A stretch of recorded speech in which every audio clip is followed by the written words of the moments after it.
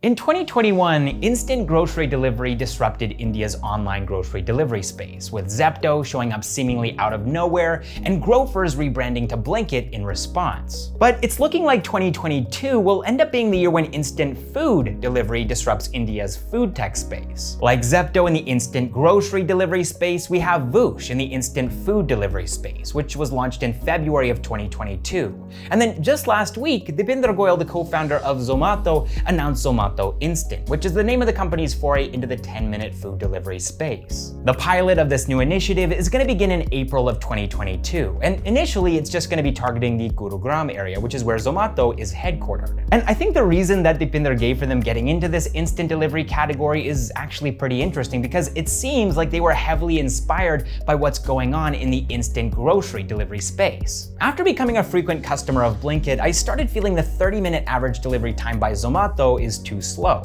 and will soon have to become obsolete. If we don't make it obsolete, someone else will. And this is absolutely true. I personally believe this. This is what technology does. It gets faster. That's why Zepto showed up. That's why Voosh showed up. There's an opportunity in delivering groceries and food instantly. And so in this video, we're going to be discussing how Zomato is actually planning on making their 10-minute food delivery ambitions a reality. We'll be unpacking whether or not this is a good idea and answering whether or not this is possible to do at scale without putting unsustainable pressure on delivery partners. Coming up right after this.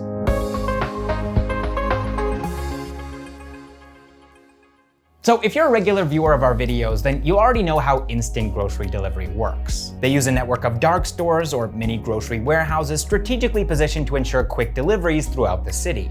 And Zomato's plan for 10-minute food delivery is very similar to this model. Of course, there are some additional logistical considerations when it comes to freshly prepared dishes of food. You can't have this food lying out for hours or days the way that you would with some groceries. And that's where the idea of finishing stations comes in, which are less like dark stores and more like cloud kitchens. So the way that this works is that using the data that they've acquired from the 1.35 billion orders that they've delivered so far, Zomato provides finishing stations with the food that they predict people are going to order. And certain neighborhoods do have preferences. One locality might be more into Western fast food, another biryani, and another dosa. Zomato has all of the data here. They know exactly what people are going to order before they even order it. So using that information, they'll stock finishing stations with between 20 and 30 of the most popular food items in that part of the city. So as an example, if Zomato's data for a specific area or locality shows that there's a huge demand for chai and samosa from Chaios or Chai Point between 4 and 6 p.m., then they're going to start stocking those items at their finishing stations for around that time to anticipate this recurring demand. And this is where scale really starts to matter, because most people, when they think of 10-minute delivery, are imagining the order coming in, the food is being prepared super fast, probably there's a big mess being made in the kitchen as they rush to get the order done, they hand the food off to the delivery person really quickly, and then there's this scramble to get the order to the customer as fast as possible. But that's not really what's happening here. The food is actually already made. When the order comes in, it's handed off to the delivery driver super quickly. But what are the food items that Zomato is going to be starting off with this pilot? Well, the answer is the most predictable ones for Gurugram. Bread omelets, chai, coffee, momos, and biryani, according to Zomato, are the safe, easy options for them to send out of their finishing stations to start off with. Biryani, for example, was the most ordered food on Zomato period in 2021. In fact, the company claimed to have sold an average of 2 biryanis every single second. And given that a year has 31 million seconds in it, that means that they sold around 62 million biryanis in 2021. Now, the estimated delivery time for these items is between 3 and 6 minutes, and this is factoring in an average speed of 20 kilometers per hour. So it could be even faster in some parts of the city where drivers can safely travel above 20 kilometers per hour.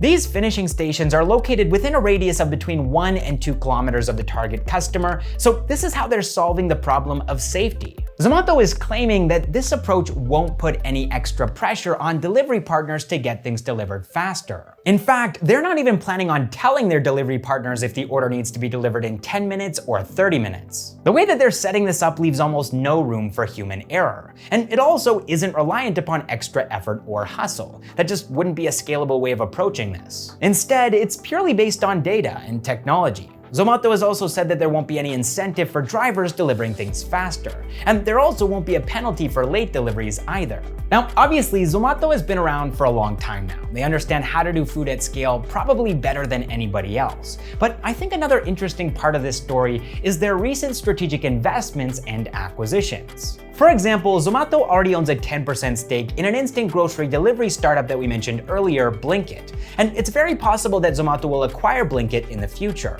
This would definitely help Zomato with their push into the 10-minute delivery segment, as Blinkit has already done the groundwork required to achieve this themselves, albeit with groceries, not freshly prepared food. Then, about 2 weeks back, Zomato had also picked up a 16.66% stake in another interesting startup called Mukunda Foods. This is a kitchen automation startup that will likely help Zomato to set up, operate, and scale their new finishing stations. Automation is going to be a huge part of this journey for Zomato, and this is what Mukunda specializes in. Now, Zomato's choice to pursue 10-minute food delivery has been a controversial one.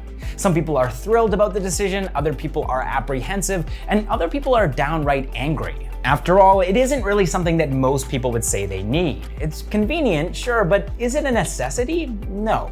And I think that's where the controversy comes in. When you tell people that we're gonna start delivering your food in 10 minutes instead of 30 minutes, the first thing that people are gonna ask is, what's the catch? Am I paying extra for this? Is the delivery driver's safety being compromised here? There's gotta be something that you're not telling me, right? At the same time though, from a business perspective, this is a natural step for Zomato to be taking. It's both a defensive move and an offensive move.